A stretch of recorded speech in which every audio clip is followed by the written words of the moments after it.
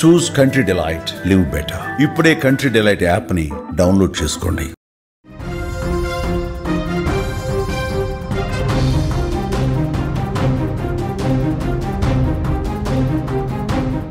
Big breaking చూస్తున్నాం. Japan ని భయపెడుతున్న Rio టాట్సుకి జ్యోతిషం. సునామీ, అది కూడా మామూలు సునామీ కాదు, ఒక మెగా సునామీ రాబోతోందని జపనీస్ బాబా వాంగా రియో టాట్సుకి చెప్పారు. భయంతో జపాన్ ప్రజలు వణికిపోతున్నారు. ఇప్పటికే జపాన్లో వరుసగా భూకంపాలు సంభవిస్తున్నాయి. నిన్న నైరుతి జపాన్లో భూకంపం వచ్చింది. ఆమె జ్యోతిషంపై ప్రపంచం మొత్తం కూడా ఒక ఉత్కంఠం కనిపిస్తోంది. రేపు అసలు ఏం జరగబోతుంది? జూలై 5న ఒక టెన్షన్ వాతావరణం కనిపిస్తోంది. జపాన్లో సునామీ రాబోతోందా? నగరాలు నీటిలో మునిగిపోబోతున్నాయా? రియో టాట్సుకి చెప్పినటువంటి మాట నిజమేమన్నా కాబోతుందంటే అవుననే చాలామంది చెప్తా ఉన్నారు. రియో వేసిన అంచనాలు తప్పవని చాలామంది వాదిస్తూ ఉన్నారు. జపనీస్ బాబా వాంగా ప్రసిద్ధి చెందినటువంటి రియో టాట్సుకి జూలై 5, 2025 భారీ భూకంపం వస్తుందని చెప్పడంతో జపాన్ తీవ్ర ఆందోళనలో ఉంది. రియో టాట్సుకి 1999లో ది ఫ్యూచర్ ఐసా అనే పుస్తకాన్ని స్వయంగా రాశారు. అందులో బ్రిటన్ యువరాణి డయానా మృతి చెందడం, 2011లో జపాన్ వడికించిన భారీ భూకంపం, సునామీ, ఆ తర్వాత కరోనా వైరస్, ఇలాంటి వాటిని ముందుగానే ఊహించి చెప్పారు. మళ్ళీ 2021లో పునఃముద్రణలో 2025 జూలై 5వ తేదీన జపాన్ను భారీ సునామీ ముంచెత్తబోతుందంటూ చాలా స్పష్టంగా అందులో రాసింది. ఫిలిప్పీన్స్ మధ్య పసిఫిక్ మహాసముద్రంలో నీటి అడుగున చీలిక సంభవించి పేలుడు, అలాగే అగ్నిపర్వత విస్ఫోటనం జరిగి జపాన్లో ఈ భారీ సునామీ రాబోతోందని, జపాన్ నగరాలు మునిగిపోతాయని ఆమె చెప్పారు. అంతేకాకుండా జపాన్లో ఏర్పడే ప్రళయం 2011లో ఈశాన్య జపాన్ను నాశనం చేసిన సునామీ కంటే ఇది చాలా భారీగా ఉంటుందని, జపాన్ దక్షిణ తీరంపై తీవ్ర ప్రభావం చూపుతుందంటూ అందులో చాలా స్పష్టంగా హెచ్చరిక చేసిన పరిస్థితుంది. 2019లో ప్రపంచాన్ని కుదిపేసిన కోవిడ్ సహా ఆ పుస్తకంలో ఆమె ఏవైతే జోస్యాలు చెప్పారో, అందులో ఏవైతే రాసున్నాయో అవి 100% జరిగినటువంటి పరిస్థితి ఉంది. అందుకే ఆమెను నమ్ముతున్నారు ప్రజలు. ప్రస్తుతం భయాందోళనకు, భయభ్రాంతులకు గురవుతున్నటువంటి పరిస్థితి ఉంది. విజువల్స్లో కూడా మనం స్పష్టంగా చూడొచ్చు. గతంలో జరిగినటువంటి భూకంపాల దాటికి వచ్చినటువంటి సునామీకి సంబంధించినటువంటి దృశ్యాలు కూడా చూస్తూ ఉన్నారు. రియో టాట్సుకి మాటలు విశ్వసిస్తూ భయం భ్రాంతులకు గురవుతున్నారు. ఆమె చెప్పినవి నిజమే అన్నట్టుగా ఇప్పటికే జపాన్లో వరుస భూకంపాలు వస్తున్నాయి. గత 2 వారాలుగా దక్షిణ జపాన్లోని టొకారా దీవుల్లో 900కు పైగా భూకంపాలు నమోదు కావడంతో మరింత ఆందోళన నమోదైంది. తాజాగా గురువారం నైరుతి జపాన్లో 5.5 తీవ్రతతో మరొకసారి భారీ భూకంపం రావడంతో అక్కడి ప్రజలు సురక్షిత ప్రాంతాలకు వెళ్ళిపోతున్నారు. సునామీ హెచ్చరికలు కూడా జారీ చేసిన పరిస్థితుంది. మరోవైపు టాట్సుకి అంచనాలకు బలాన్ని విశ్వసించే విధంగా పర్యాటకులు జపాన్కు వెళ్లేందుకు భయపడిపోతున్నారు. ఆ దేశానికి వెళ్లే విమాన బుకింగులు దాదాపు రద్దు చేసుకుంటున్నారు. జూన్ చివరిన, అలాగే జూలై తొలి వారాల్లో హాంకాంగ్ నుంచి జపాన్కు విమాన రిజర్వేషన్లు 83% పడిపోవడంతో ఆ దేశ పర్యాటక రంగానికి భారీగా నష్టం కూడా వచ్చింది. అయితే ప్రభుత్వం మాత్రం ఎలాంటి ఆధారాలు కూడా లేవు, ఎలాంటి వార్తలు మీరు నమ్మవద్దు అంటూ ఒకవైపు ప్రభుత్వం నుంచి, అధికారుల నుంచి వస్తున్నప్పుడు కూడా గతంలో కొన్ని నిజమైనవి కాబట్టి, గతంలో చాలా సందర్భాల్లో ఆ బుక్లో ఏవైతే రాసున్నాయో, ఏదైతే అంచనా వేశారో, ఏదైతే భవిష్యవాణి చెప్పినటువంటి పుస్తకం ఉందో అందులో కొన్ని జరిగినాయి కాబట్టి ఇది కూడా జరుగుతుంది. జపాన్లో ఒకవేళ భూకంపాలు తరచుగా వస్తూ ఉంటాయి. అతిపెద్ద భూకంపం వస్తే, అతిపెద్ద సునామీ ఒకవేళ వస్తే మా ప్రాణాలు నీటిలో కలిసిపోతాయి కదా అన్న ఒక ఆందోళన అక్కడ ప్రజలకు కనిపిస్తుంది. ఒకవైపు ప్రభుత్వం చెప్తున్నప్పటికీ అధికారులు దీన్ని కొట్టిపారేస్తున్నప్పుడు కూడా నమ్మేవాళ్ళు చాలామంది ఉన్నారు. ప్రపంచం మొత్తం ఇప్పుడు ఇదే ఉత్కంఠ కనిపిస్తోంది. బాబా వంగా రాసినటువంటి ఆ పుస్తకంలో జూలై 5 డిజాస్టర్ కాబోతోంది. జూలై 5న ఒక భారీ సునామీ, అగ్నిపర్వతం విస్ఫోటనం కాబోతుంది. ఫిలిప్పీన్స్, ముఖ్యంగా మధ్య పసిఫిక్ మహాసముద్రంలో నీటి అడుగు భాగాన అతిపెద్ద పేలుడు రాబోతోంది. అతిపెద్ద మహా విస్ఫోటనం జరగబోతోంది. దాని ధాటికి పెద్ద ఎత్తున భూకంపము, దానితో పాటు ఒక భారీ సునామీ రాబోతోంది. జపాన్ని కమ్మేయబోతోంది. జపాన్లో ఉన్నటువంటి ప్రధాన నగరాలు నీటి అడుగుకు వెళ్ళిపోబోతున్నాయి అంటూ పెద్ద ఎత్తున ఒక ప్రచారం జరుగుతున్నటువంటి పరిస్థితి కనిపిస్తుంది. జపాన్లో ముఖ్యంగా టొకారా దీవుల్లో ఏదైతే జూలై 5న భారీ సునామీ రాబోతుందని చెప్పి పుస్తకంలో రాసి ఉంది, దాన్ని నిజం చేసే దాంట్లో భాగంగా గత 2 వారాల్లో జపాన్లో పరిస్థితి ఏంటి, వాస్తవ పరిస్థితులు ఏంటి అంటే 900 సార్లు చిన్న చిన్న భూకంపాలు వచ్చినాయి. జూలై 5 కంటే ముందు 2 వారాల ముందు 900 సార్లు భూమి కదిలింది అంటే అక్కడి స్థానికులు చాలా భయంతో కాలం గడుపుతున్నారు. ముఖ్యంగా టొకారా దీవుల్లో అక్కడ స్థానికంగా ఉన్నటువంటి ప్రజల్ని మొత్తం కూడా వాళ్ళందరినీ బయట ప్రాంతాలకు సురక్షిత ప్రాంతాలకు వెళ్ళిపోవాలని చెప్తున్నారు. టొకారా దీవుల్లో జనం చాలా తక్కువ ఉంటారు, కొద్దిగా ఊరట కలిగించే విషయం. కానీ ఈ టొకారా దీవుల్లోనే ఈ భూ ప్రకంపనలు పరిమితమవుతాయా, లేదంటే ఏదైతే మధ్య పసిఫిక్ మహాసముద్రం నీటి అడుగున అతిపెద్ద విస్ఫోటనం అని ఆ పుస్తకంలో రాసి ఉన్నట్టుగా, రియో టాట్సుకి చెప్పినట్టుగా, బాబా వంగా చెప్పినట్టుగా అది జరిగితే గనక అతిపెద్ద ప్రళయం జపాన్ని ముంచెత్తబోతుందని చెప్పి పెద్ద ఎత్తున ప్రచారం ఏదైతే జరుగుతుందో.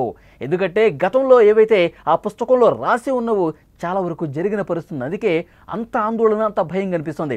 ప్రిన్సెస్ డయానా మృతి కావచ్చు, లేదంటే కరోనా వచ్చి ఒక అతిపెద్ద విపత్తు సంభవిస్తుందని చెప్పి అందులో కరోనా కూడా సంబంధించి రాసి ఉండటం, దాంతోపాటు మరికొన్ని విషయాలు కూడా అందులో పొందుపరిచి ఉన్నాయి. 2011 భూకంపం కూడా, సునామీ కూడా అందులో రాస్తుంది. ఇవన్నీ జరిగాయి కాబట్టి ఇప్పుడు జూలై 5న అతిపెద్ద సునామీ జపాన్ని ముంచెత్తబోతుందని రాసి ఉన్నారు. కాబట్టి అసలు అక్కడికి వెళ్ళకపోవటమే బెటర్, అక్కడ ఉన్నవాళ్ళు సురక్షిత ప్రాంతాలకు వెళ్ళటమే బెటర్. ఇదే చర్చ జరుగుతుంది. జపాన్కి వెళ్ళే వాళ్ళు ఇప్పటి వరకు 83% మంది జూలై 5 ప్రయాణాలను రద్దు చేసుకున్నారు. జూలై 5 ప్రయాణాలు పూర్తిగా అక్కడికి వెళ్ళకపోవటం మంచిదని చెప్పి చాలామంది పర్యాటకులు కూడా అనుకుంటూ ఉన్నారంటే వారిలో ఎంత స్థాయిలో భయం అనేది ఉన్నది కూడా చాలా స్పష్టంగా అర్థమవుతుంది. గతంలో ఉన్నటువంటి విజువల్స్ మనం చూస్తున్నాం.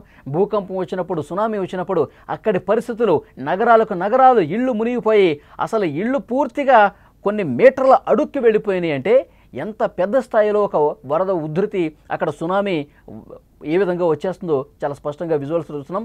గతం తాలూకు విజువల్స్ మీరు చూస్తూ ఉన్నారు. సునామీ వస్తే ఎంత భయానకంగా ఉంటుందో, ఎంత భయంకరంగా ఉంటుందో. నగరాల లోపలికి సముద్రం కమ్మేసుకుంటూ వెళ్ళిపోతుంది.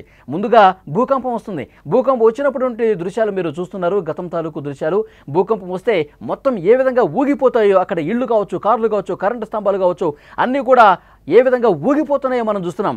ఒక భారీ భూకంపం తర్వాత వాతావరణం ఒక్కసారిగా కామైపోతుంది, ఒక్కసారిగా నిశ్శబ్దం ఆవరిస్తుంది. కొన్ని నిమిషాలలోనే భూకంపం తర్వాత కొన్ని నిమిషాలు గ్యాప్ ఇచ్చిన తర్వాత అంతా నిశ్శబ్దంగా ఉన్న సమయంలో ఒక్కసారిగా పెద్ద ఎత్తున అలలతో సముద్రం నగరాల్లోకి చొచ్చుకొచ్చేస్తుంది. పెద్ద అలలతో జనాల మీదకి, నగరాల మీదకి వచ్చేసినటువంటి సందర్భాలు ఉన్నాయి.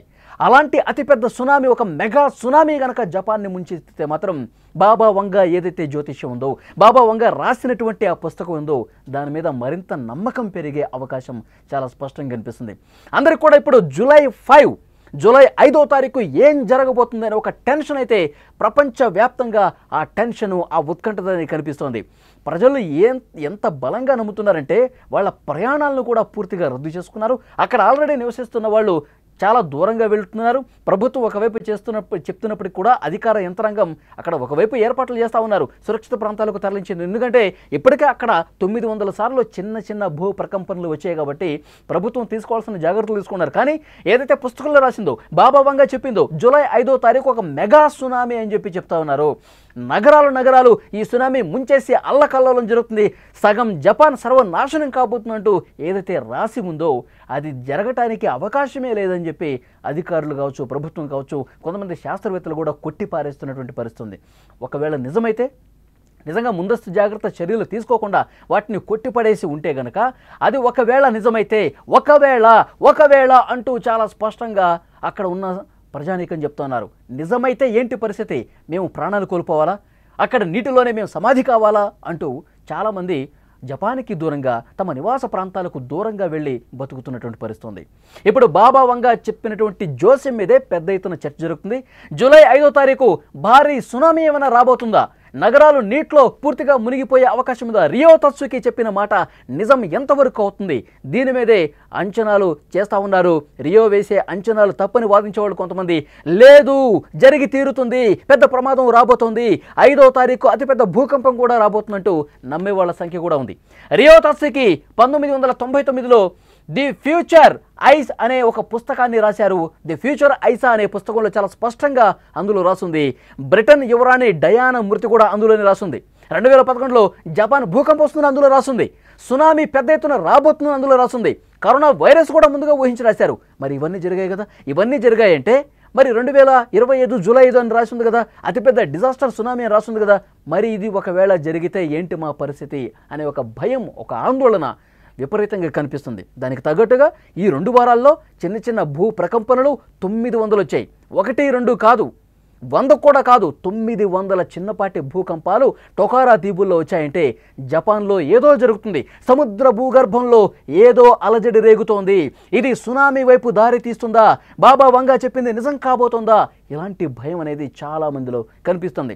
ఫిలిప్పీన్స్ మధ్య పసిఫిక్ మహాసముద్రంలో నీటి అడుగున చీలిక సంభవించి పేలుడు జరగబోతోంది. నీటి అడుగు భాగంలో ఉన్నటువంటి అగ్నిపర్వత విస్ఫోటనం జరిగి పెద్ద ఎత్తున జపాన్ని ముంచెత్తబోతుందని చెప్పి చర్చ నడుస్తున్నటువంటి సమయంలో ప్రపంచం మొత్తం కూడా చాలా ఉత్కంఠగా జపాన్లో ఏం జరగబోతుందని చెప్పి 2 కళ్ళు అప్పగించి చూస్తున్న పరిస్థితుంది. ఏమీ జరగకపోతే అంతా ప్రశాంతం, అందరూ ఊపిరి పీల్చుకుంటారు. ఒకవేళ అతిపెద్ద భూకంపం వస్తే మాత్రం పరిస్థితులు చాలా భయంకరంగా ఉంటాయన్నది ఈ జోస్యాన్ని నమ్మిన వాళ్ళు చెప్తా ఉన్నారు.